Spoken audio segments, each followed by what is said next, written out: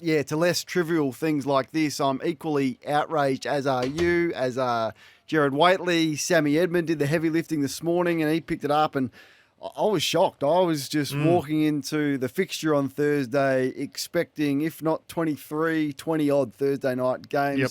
To all your points, it just smooths out the weekend. It makes it less condensed where you're not trying to squeeze in 9 games in a short space of time. It eases the overlap in the games, and it's just a great television product. So I couldn't believe it. And equally so because Travis All joined us on Sports Day in April, and he had this to say about Thursday night footy. People like you have won the day, and it's going to go towards a lot more Thursday nights. I would have thought those decisions He's lost his influence quickly. Pretty has. So we're looking at 13 Thursday night games, which is not enough. We'd love your thoughts on this. The Harcourt's open line is 1300 736 736. Let's go to our next guest because he's got a new job as part of the Gold Coast Football Department, I guess, in a leadership role. His name is Alex Rance, the former Richmond Star, and he joins us. Alex, thanks for your time on Sports Day. Thanks for having me on, guys. You've done a few things post-footy. How'd you land on the Gold Coast? Well, it was a bit of a family connection, actually. My brother-in-law, he grew up here and then came to Melbourne, met my sister, had 3 lovely kids, and then moved back up to the Gold Coast. So there's a little bit of a family tie up here. So that was 6 months ago, and a few months ago now. When then I saw Dimmer came up here, and I shot him a text message, and then next thing I know, I've got a leadership and culture consulting gig. Nice. So you reached out to him first. Yeah, well, I think it was as soon as he was sort of having a little bit of a break up and was going overseas. I said, mate, there's a holiday house up on the Gold Coast if you ever want to come and have a visit. And then didn't get too much of a response back, to be honest. But then after, I think the Gold Coast Suns did their magic, and then he got a gig, and then there was a few communications in between now and then. So it was, it was I think it was a bit of a happy accident, to be honest. Are you looking forward to getting back into clubland?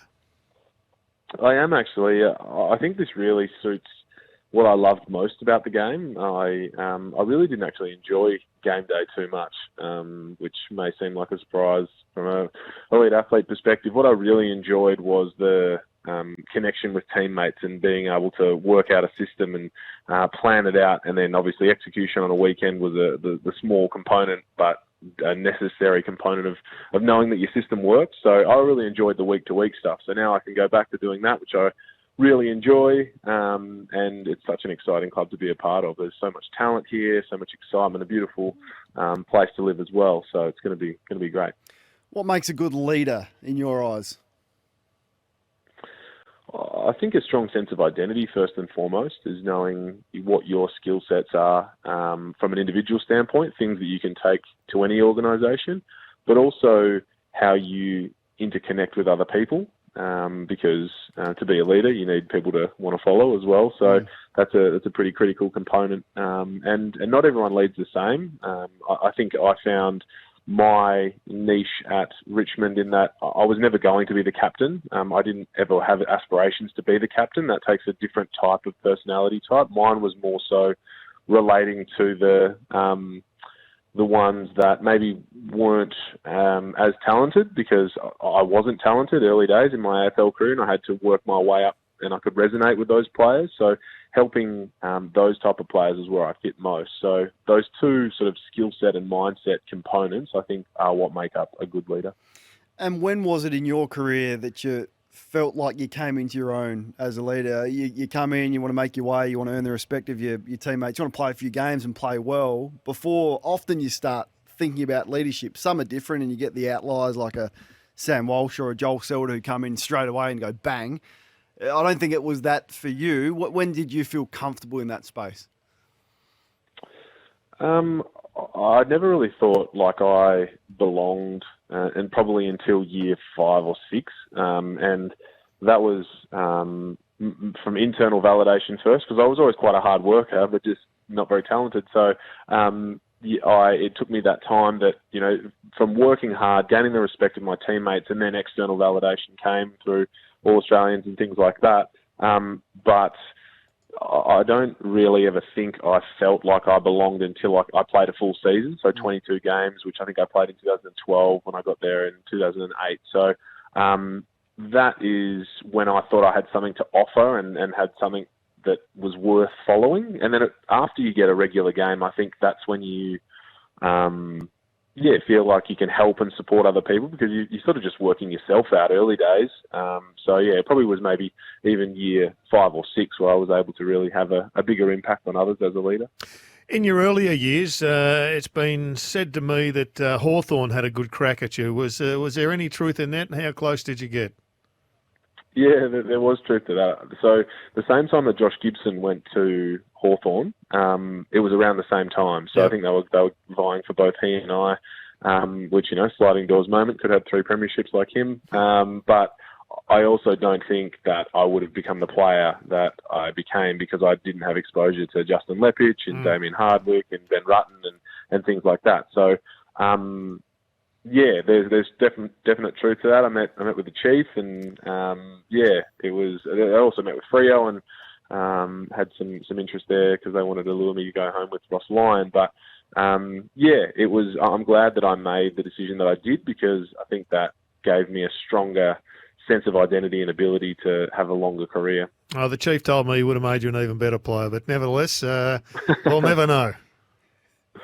Yeah, it was. The Chief's a great man. I love doing some stuff with the stuff with Fox with him, and obviously I love doing stuff with him and Spud.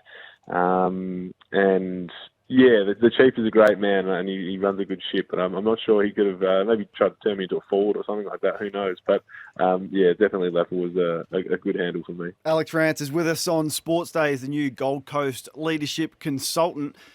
This Gold Coast team, I mean, when is it going to happen? And it's got to be a belief, doesn't it? They can beat teams like Geelong last year, and they beat Brisbane, but they can be such a disappointment. They lost, I think, 4 out of their first 5 to start the year. All this talent, but I don't know, something's missing, Alex. What is it about that belief that you probably went through as a player and as a team that once it clicks, but it's almost like they've got to jump this giant hill to get there? I think, and sometimes that giant hill that you speak of isn't as big as what you think. It can sometimes be a bit of an optical illusion. A lot of the time, I believe it's just about not bottoming out as hard, like not letting 2 goals become 6 goals in a game, or not letting 1 loss become 3 losses in a season or in a little patch of games. So it's about, and we see I reckon the grand final was a prime example of that momentum swings. Those teams were both so finely tuned that momentum swings were literally like minutes apart, like just this who had the arm wrestle and control of the game. And so that's what the best teams have got to do is try and refocus, regain momentum within minutes, not within quarters, not within games, not within like patches of the season. That's when the good teams play. And that's what you've got to do, I guess, at the start of the year, is try and work out what are those triggers that get you back into your peak performance zone. And then the back end of the season is just repeating. And then if you're lucky enough to make the grand final, and I say lucky because prelims are the hardest ones to win, if you get there in the right moment, then it's just who can stay in the inflow for the longest amount of time. You rode the wave to a premiership, coming from some deep moments, some disappointing moments at the Tigers. Further to Kane's question, would we be justified in being really disappointed if the Suns don't play finals this year, given A, they were close, B, they're picking up 3 A-grade youngsters into the team, and they're another year older? Justified in being disappointed. It's like it's a bit of a negative kind of. I'd be more focusing on the excitement that is around. I think the expectation, the demon of expectation that everyone sort of talks about, which is something that no one can really control. And I think we're somewhat sheltered from that up here on the Gold Coast. And I've hypothesised a little bit about whether that expectation is a positive or negative thing, because in some ways I quite enjoyed proving my critics wrong in Melbourne. So I do believe that, criticism has somewhat of a need in the game, and it keeps people on their toes and keeps people accountable. But you're right, the Gold Coast Suns do need success, and I feel like that this team is hungry for it. I feel like Dimmer has a track record of being a winner. So it's then just about how can we perform on a consistent basis and arrest those momentum swings on a more consistent basis. So, haven't answered your question directly, but trust me, Alex, we've spent a lot of energy on the excitement phase. We're looking forward to the delivery. Yeah, and as am I, and I'm not here just to fill a role. I want us to win. So I'm going to do everything that I can, and I guess that's the thing about the mental space is it's not a blanket rule of what works for someone can work for another person. So it's about working with each individual to work out how they can perform at their best from a mental performance perspective, because their skill sets are good enough, because they're top draft picks. They get their physical abilities to kick, mark, handball, and their best games are good. But it's how can we raise that floor? So, yeah, I'm ready to get some wins. And it's a part-time role, and part of your other day job is working with Loop Logics, who we actually know well here on SEN. They're the Swiss Army knife of construction management. How about that, Alex? What's your role there?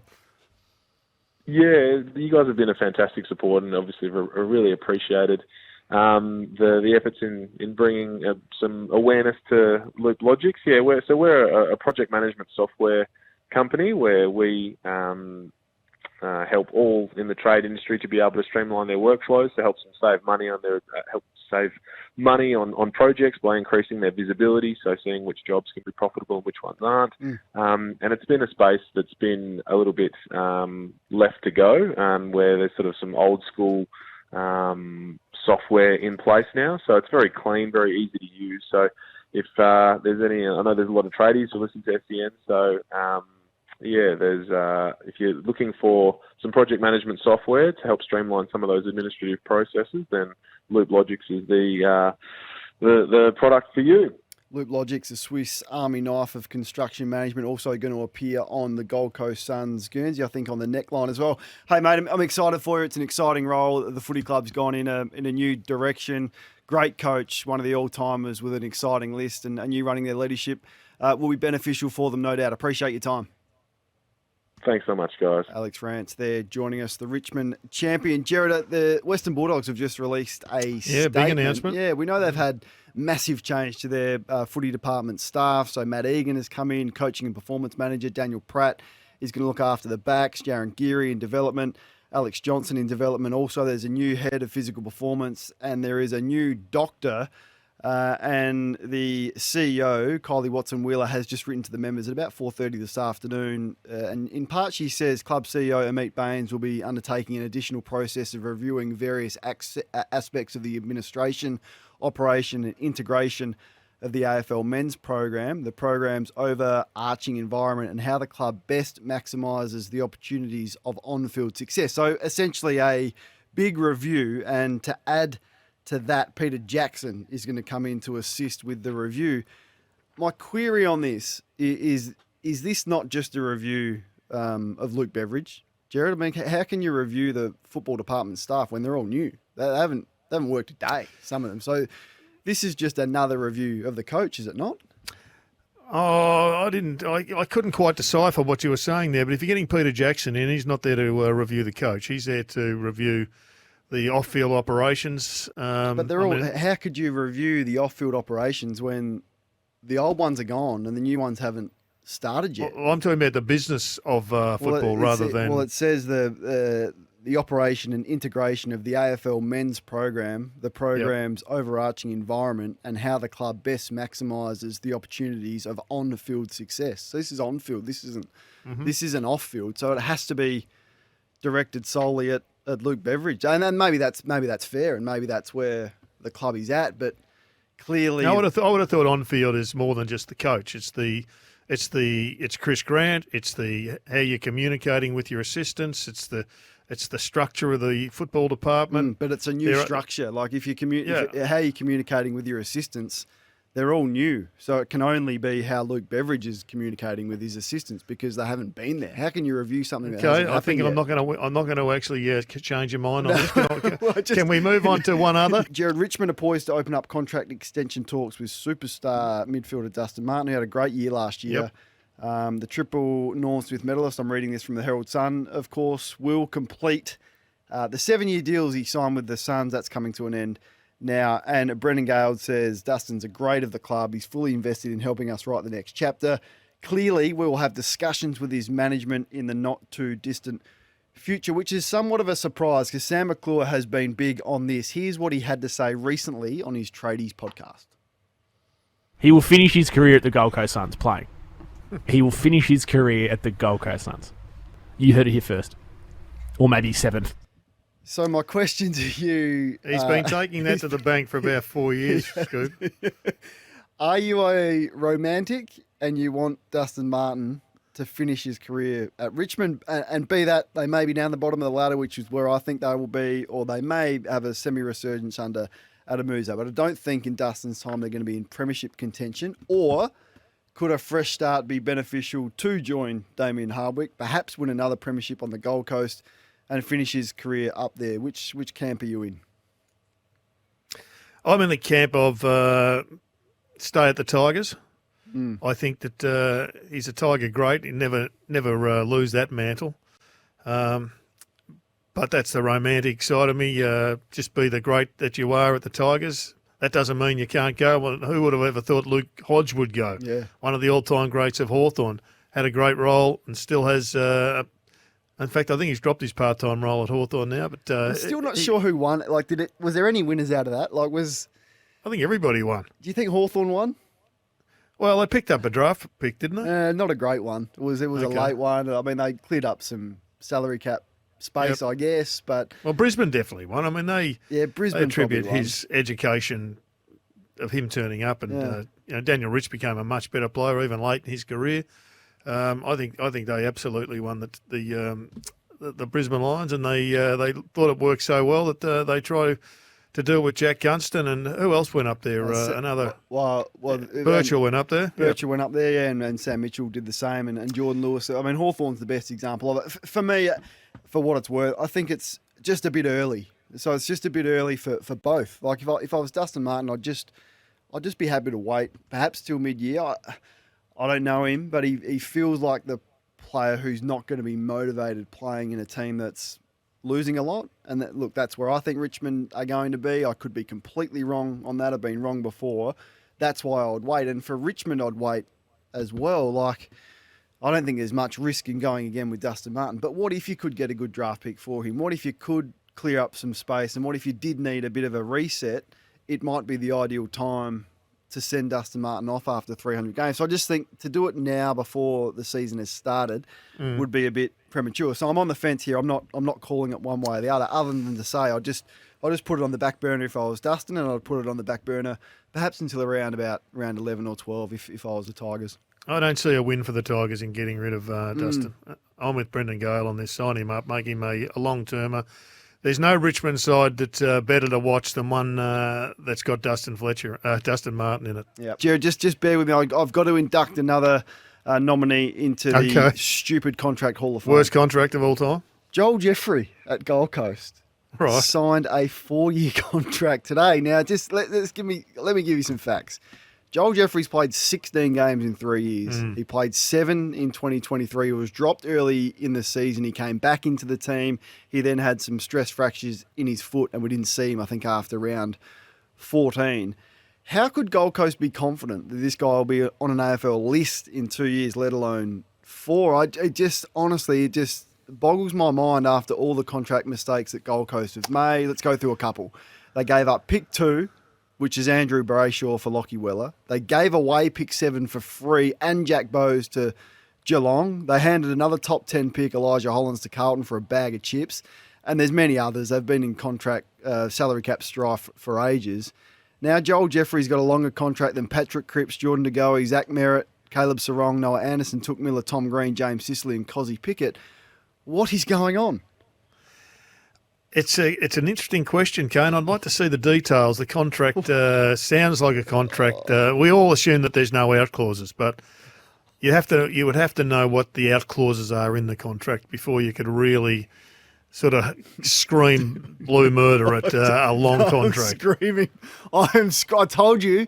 There's a voodoo doll, a long-term contract voodoo doll. It's got my face on it, and clubs are just sticking needles into the eyeballs. Every week I feel like I'm getting a needle smack bang in the eyeball.